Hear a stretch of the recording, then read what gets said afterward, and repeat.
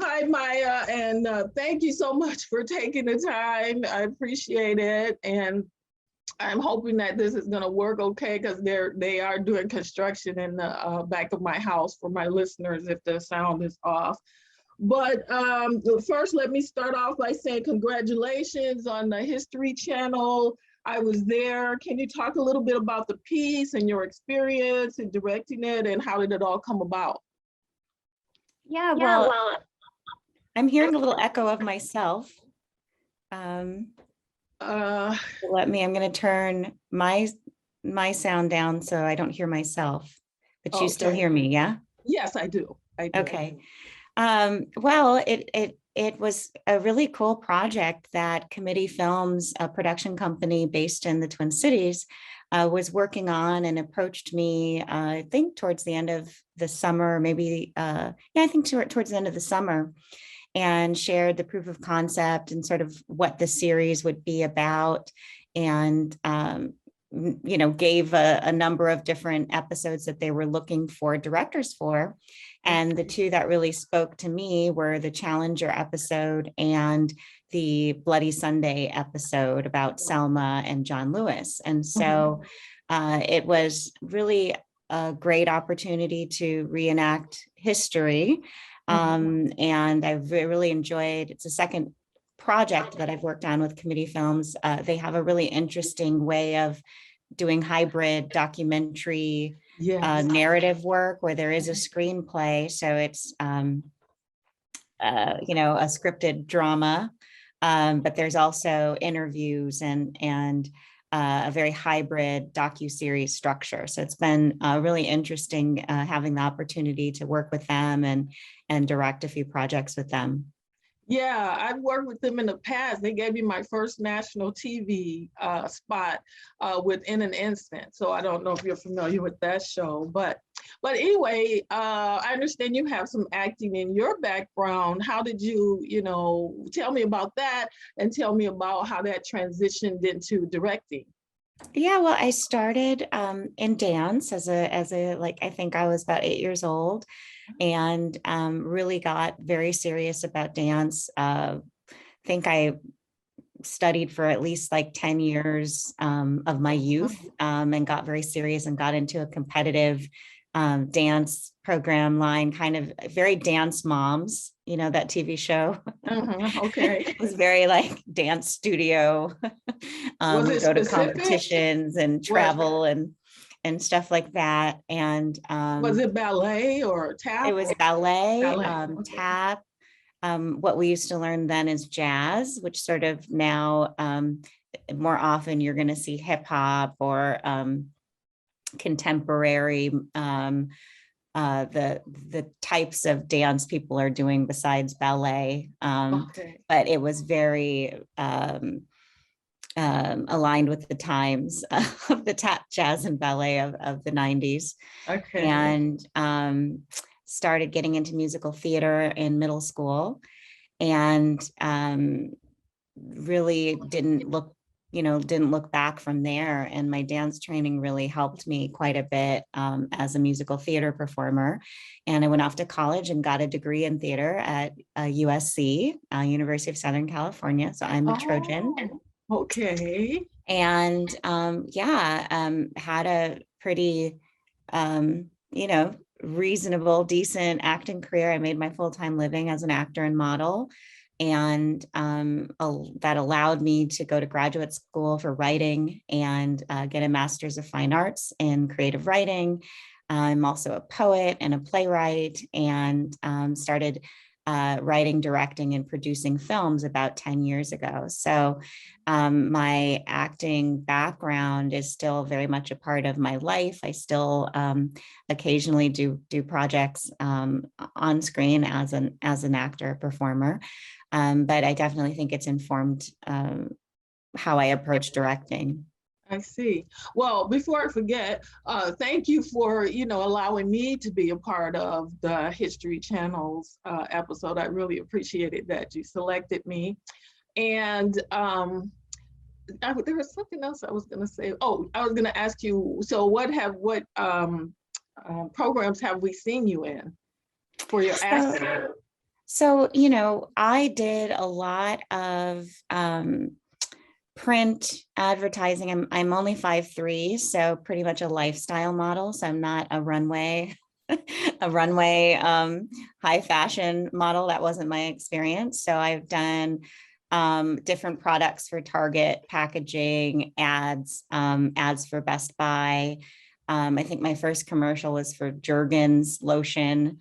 Um, did a handful of like made for TV movies, and lots of theater. So if you're in the Twin Cities, you might have seen me at the Guthrie or History Theater or Penumbra.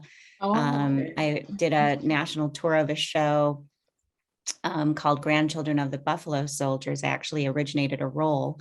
That is a lovely play by William S. Yellow Robe Jr., Mhm. an Assiniboine playwright who chronicled his life experience of being mixed blood, Assiniboine Native American, and having African American heritage. Oh, And so that was a co-production with Trinity Repertory Company in Rhode Island. So that was a big, national tour, which was a really fun experience that gave me opportunities to do a variety of venues.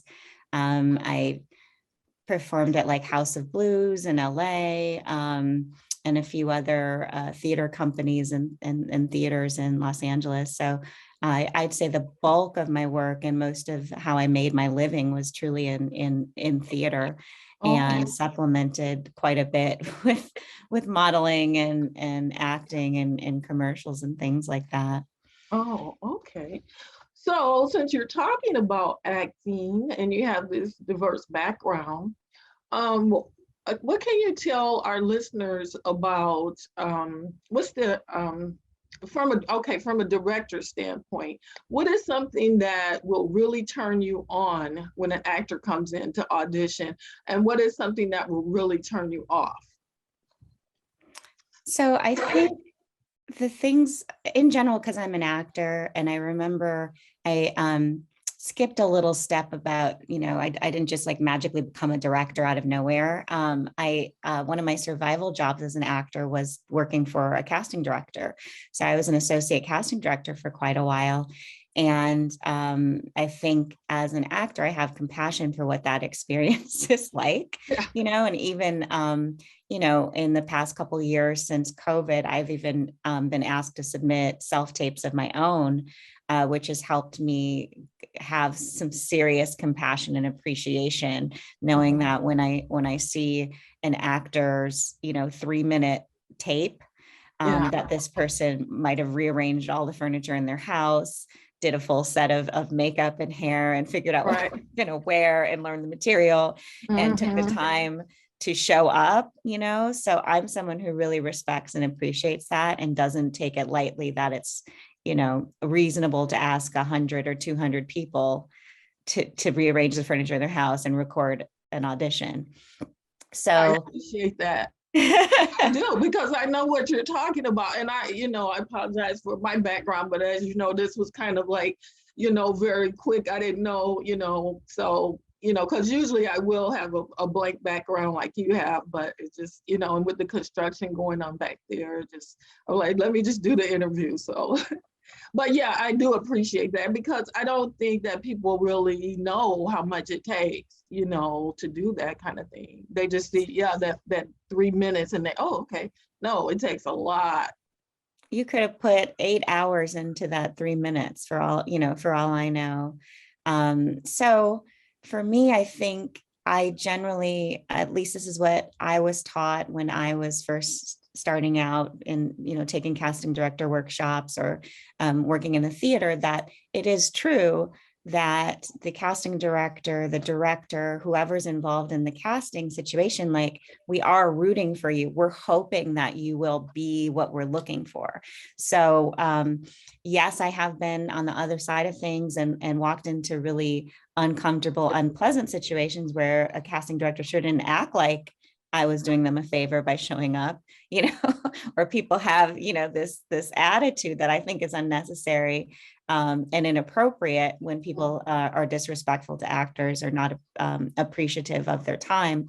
But I generally, and I feel like the people that I gravitate to and work with have that same sort of approach, that we're really hoping for the best and we want an actor to do a great job. And I'll even go so far. There's been times where, at least in the past couple of years, when people are doing their own self-tapes, where if I see something that I really like, but want to see more, I'll reach out to an actor, in an attempt to help them get the job, because Yes. maybe there was something in their audition that really excited me, but there's other people on the team, who also need to be in agreement with me that this is the direction to go. So I will That's often, interesting. if it's doable, I'll take that extra step and ask for a redirect or ask for something more. I'll even go so far as look at people's Instagrams or look for other, look at their reels on their profile, but also try to confirm, what my gut is telling me, that this person could play a role. So I think the question you ask, though, is like, what turns me on? What helps me know that this is the right fit? It's just, it's something that happens where, they're interesting looking, because it's a visual medium. So it's like, oh, I really like the way this person looks. I feel like they're this character. I feel like they're connected to the text or whatever it is. They understand how to act through subtext. And with film and television, it's very different than theater, because not that you have a ton of time in theater, but you have a little more time in theater to develop and coach an actor to the performance that you're looking for. Whereas with film and TV, they have to show up on set as the character ready to go. We don't have time to warm up and do, exercises and give homework. It's your action, and you're doing the role. I think things that turn me off, I think it's really, I don't know that I have an answer for that, because I just have so much compassion for actors and how hard it is, and how much gumption and courage it takes to put yourself out there. So, I'm sure there are casting directors and people who, oh, my pet peeves are when actors do this or that. But I think, some are just probably pragmatic things, like, if you make it really hard for me to find you. I'm not saying you have to be like an Instagram, Facebook, Twitter, person, where you just have an immense following or something. But if I'm in a situation where I really like you or like your performance, but there's something that's maybe there's another person who's as good a fit possibly for the role, but there's something intuitive about you that I'm really excited about and want to be able to convince everyone else that this is the way to go, but I have no means of finding you or contacting you, or I'm very limited in your digital footprint to kind of do that research on my own and then share it with producers or share it with someone. So it's not that it's not really a turnoff, but it's like you're gonna have a better chance of getting the job if you exist. When I Google you, you don't have to be famous. But when I see, I get to, this person has, some depth and something interesting about them going on, or they're involved in something, it helps me better understand you in a way that the 3-minute video and your resume don't really help me paint the picture. And so that being said, though, it's like, I remember when, I was being warned, like, the internet's forever, be mindful of what you put on your social media. To a certain extent, that's kind of true. But it's really about like knowing your brand. So if I'm looking for something very wholesome and I have to convince, maybe it's for a family friendly show or something. Right. Yeah. And you're a whole adult living your whole adult life, expressing yourself and enjoying your freedom of speech as you should, on your social media. But the client that I'm, delivering this project for, has a very specific audience of children, and that may not be a fit. It's not a criticism of somebody, Right.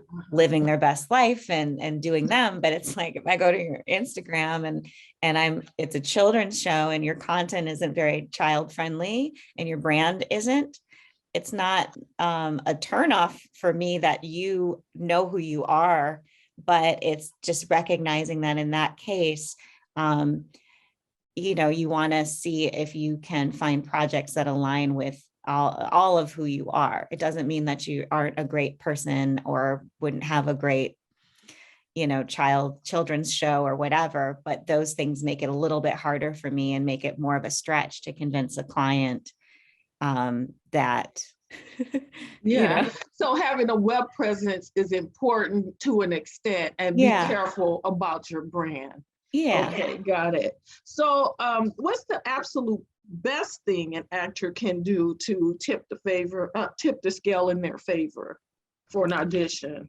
I think knowing the material, being off book, taking some time before you start recording or however you're recording this to really think about, can we see your face? Are you lit well? Are you following, now that we've been in 2 years of self-tapes, casting directors are being a little more specific about, okay, I need a medium shot of you doing this, and then I want to see your hands, and then I want to see this or that.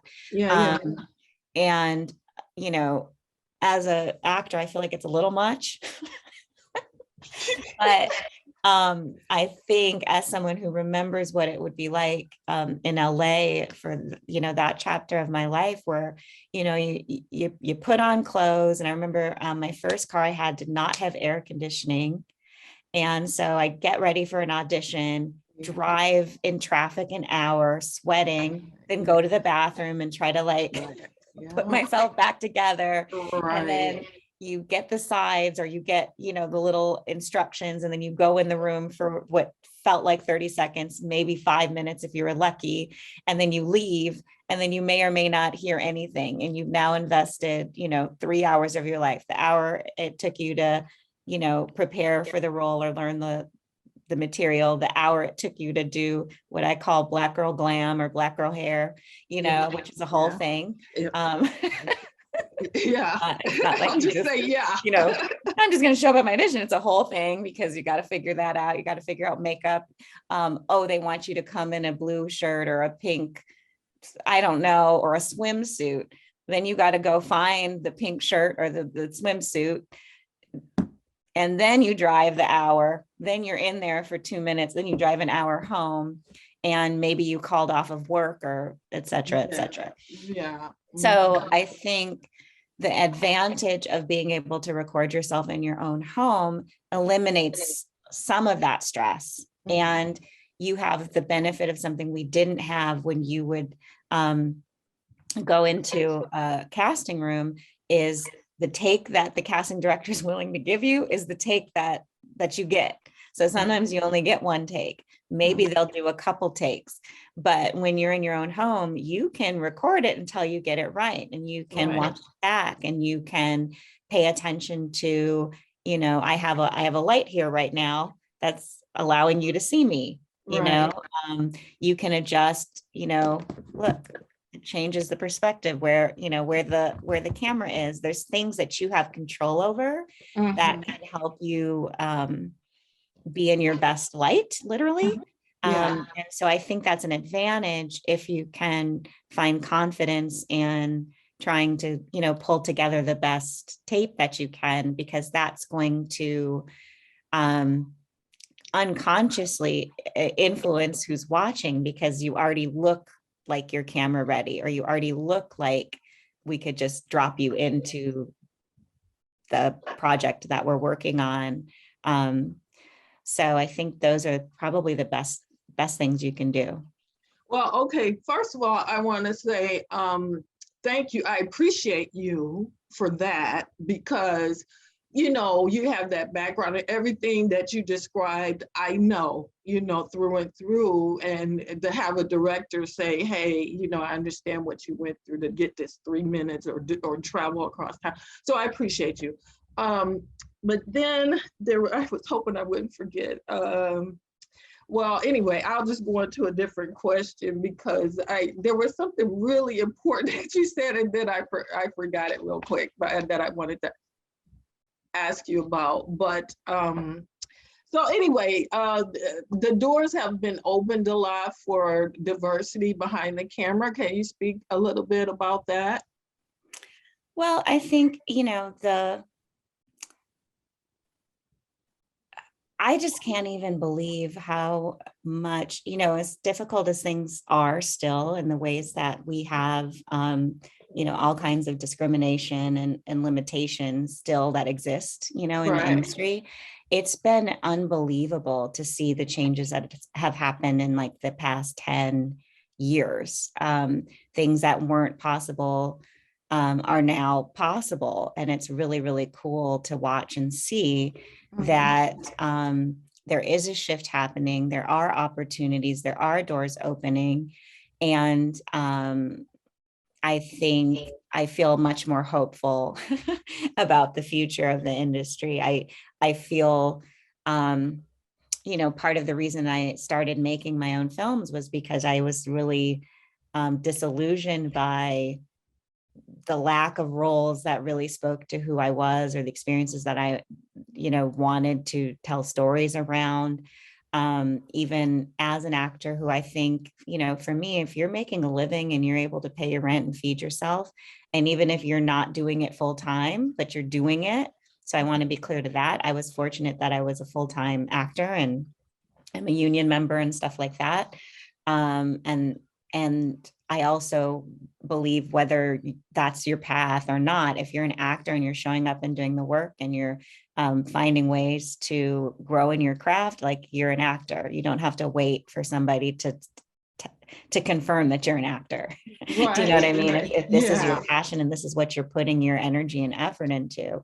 Mhm. But even as someone who, by the standards that I had set for myself, which is to make a full-time living, I was able to do that, but it wasn't as satisfying as, you know, the education I paid for and the other, you know, parts of who I am and the ways that I want to contribute to society. Waiting around for someone to hire you wasn't what I was, Yeah. you know, looking for. And Yeah. so because of the lack of diversity and lack of opportunities, I started making my own projects and writing and directing. And my first film, White Space, toured all over the world and did all kinds of really cool things back in 2011. And that was made possible to me because of this sort of shift to digital filmmaking and the advancements in cameras that were available. And the Red camera was pretty new-ish at that time. And that really, you know, changed the game, that the quality of work that you could make and the access to the world through film festivals and other opportunities.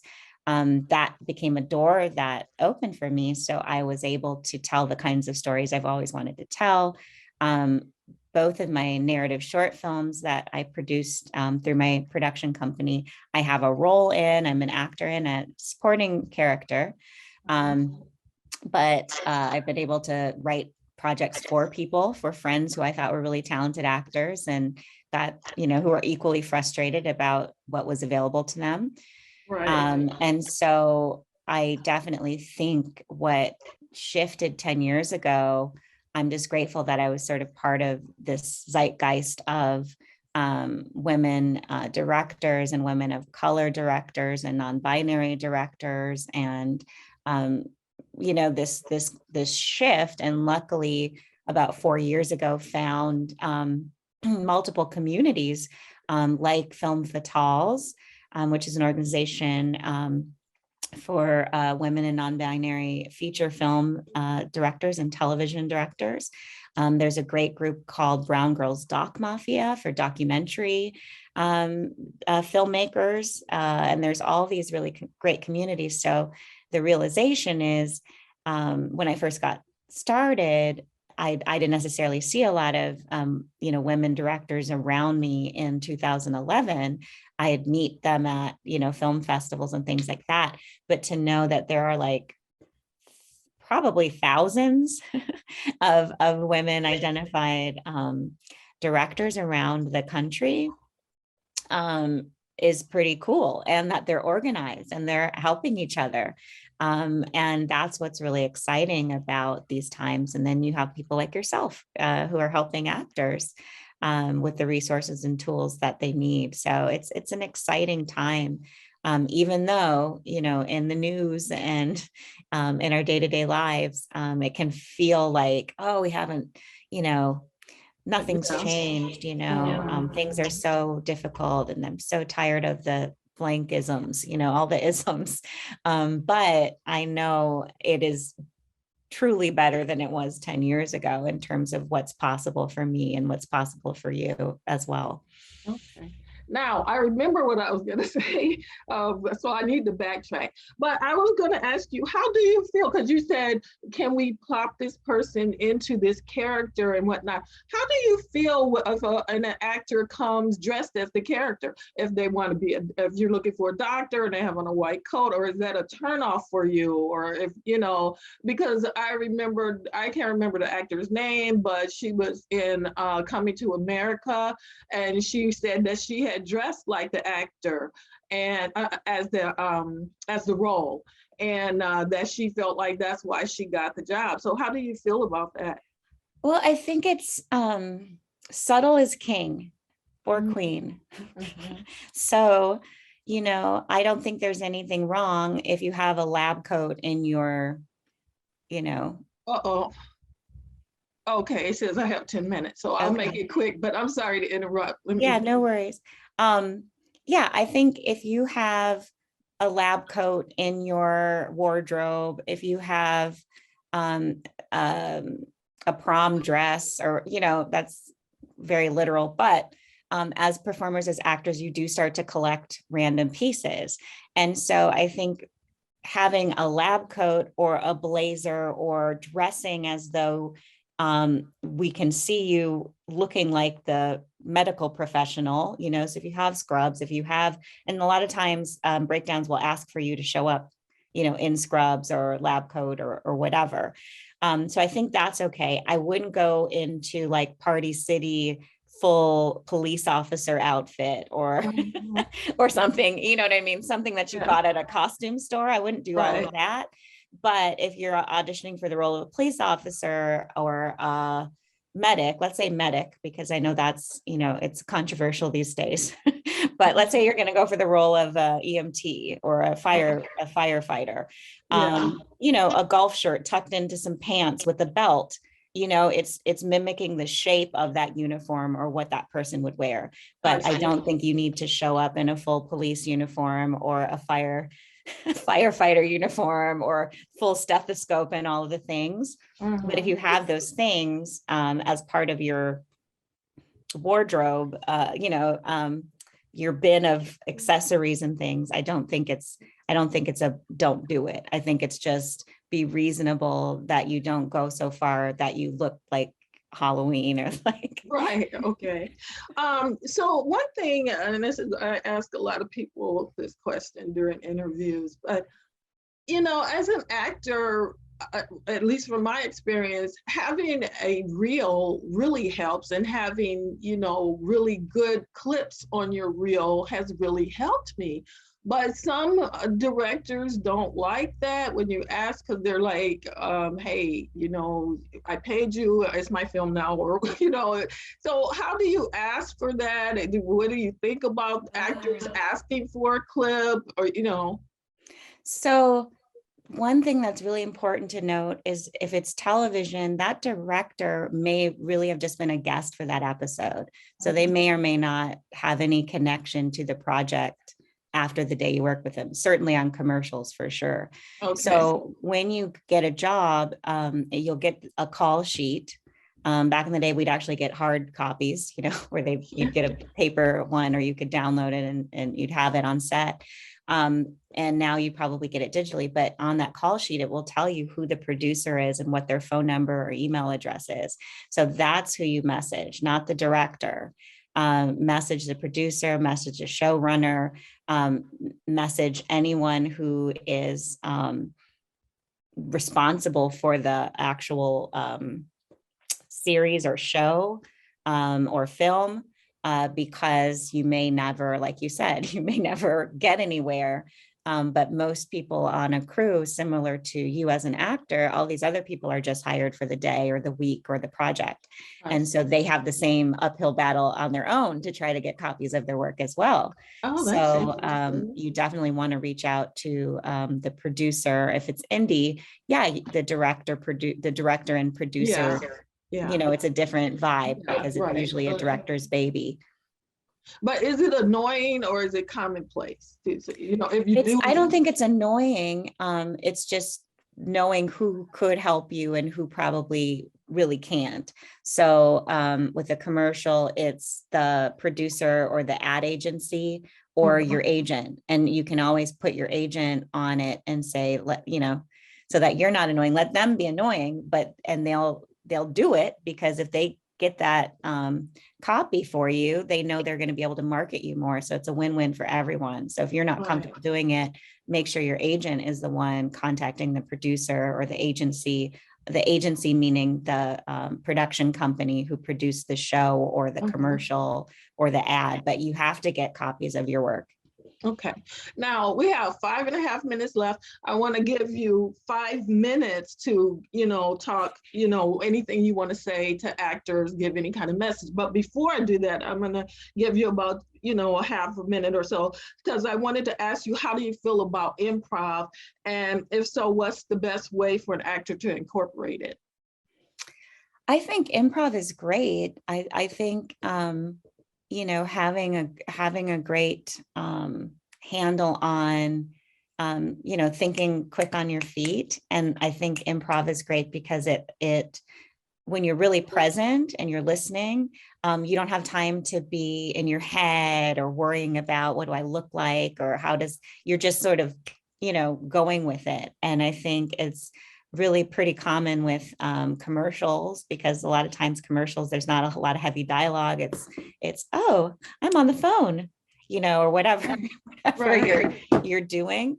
So I think taking improv classes, messing around with friends, or doing things on the side with your friends and creating and writing monologues and just spending time in creator mode, I think is a great way to sort of supplement your creative life when you're not auditioning or when you're in between auditions or projects, just staying busy and staying in the art of what you do.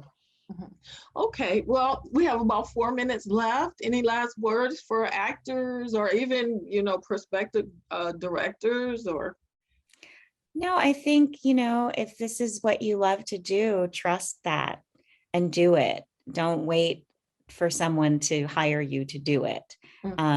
Hopefully, everyone gets hired and gets jobs and gets opportunities to work on, big budget projects, because it's fun, right? It's cool and you get to make really cool things.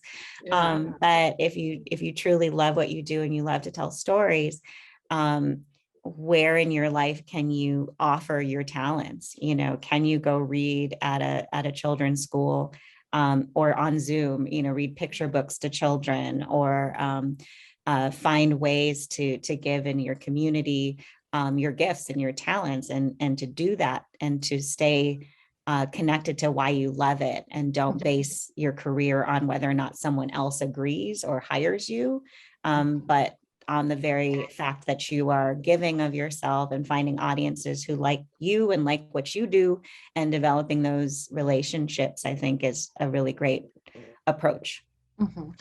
Well, Maya, I so very much appreciate you taking the time because I know you're busy, and I appreciate you as a director. I'm proud of you as a director, as an African American woman, and I'm so very happy to have had the opportunity to work with you. And I just want to thank you. And anything else you want to say?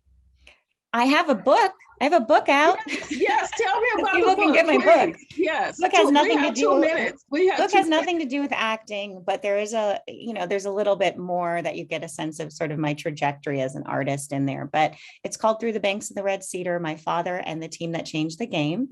And it's about my father, Gene Washington's journey from the segregated South to Michigan State University and later the Minnesota Vikings as a pioneer in football and college athletics. He was a member of the first fully integrated college football team. I also made a film by the same name, so that you can watch on PBS platforms. You can get the book on Amazon or in bookstores.